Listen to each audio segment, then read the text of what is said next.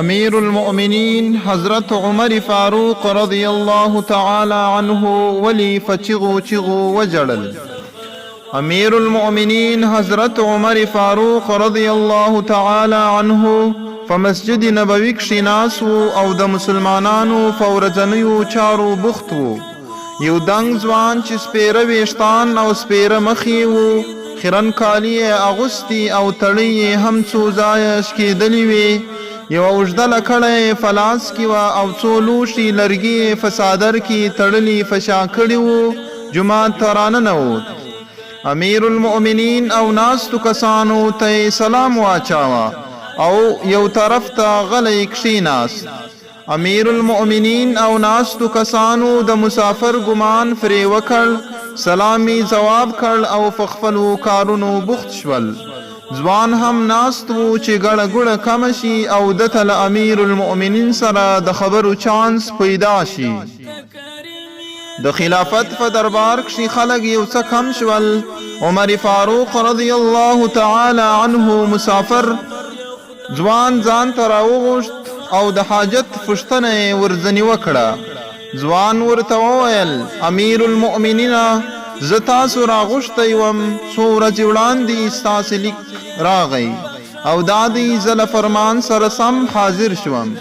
امیر المؤمنین حضرت عمر فاروق رضی الله تعالی عنه ډیر فکر وکړ، خو داسې څه یې په یاد نه شول چې دغه ځوان ته یې لیک استولی وي. نو په خورا تعجب یې ترې وپوښتل، ځوانه ومې نه پېژندلې؟ زما نه دي په یاد چې تا ته مې کوم بلنلیک در استولی وي.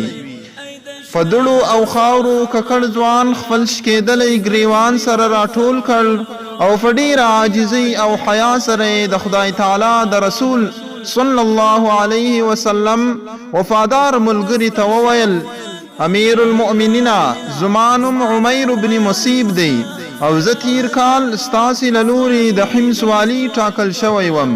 تیره اونۍ د کلني احتساب په اړه ستاسو فرمان راورسید او دا دی زه له هغه سره سم د خپل مال، اسباب او هر څه سره یو ځای حاضر شوم.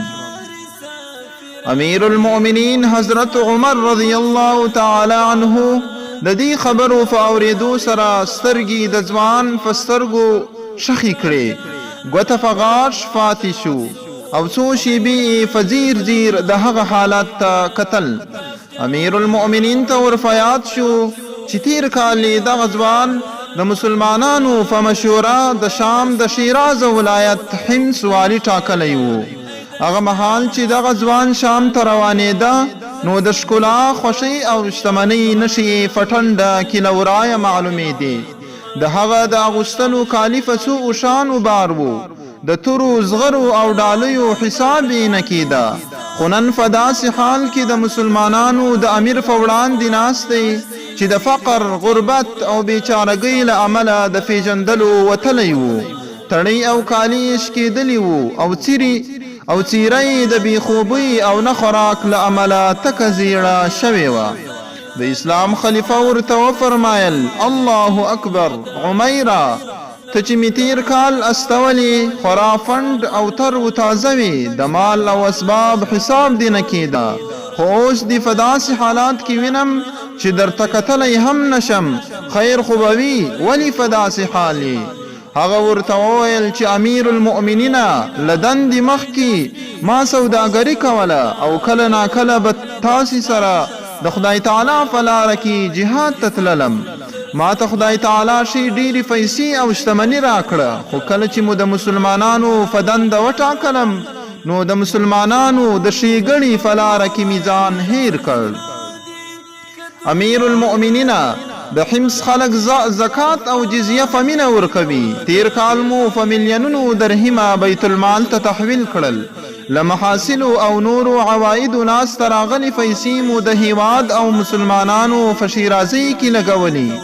په حمص کې مو لارې، کاروانسرایونه، ښارونه، بازارونه، کلاګانې، حمامونه، مدرسې او جوماتونه جوړ کړي دي.